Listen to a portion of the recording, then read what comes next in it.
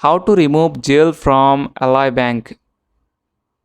To remove Zelle account from your Ally Bank account, access your Ally Bank account by logging to your online banking portal or mobile app using your username and password. Once logged in, navigate to the section of the online banking platform or mobile app where you manage transfers or external accounts. This may be labeled as transfers, move money, or something similar. Look for an option to manage external accounts or linked account. You should see a list of the accounts you have linked to your Ally Bank account. Find the Zelle Bank account from the list of linked accounts. Ally Bank may ask you to confirm the removal of the external account. Follow any additional prompts to complete the process. That's it. Thanks for watching the video.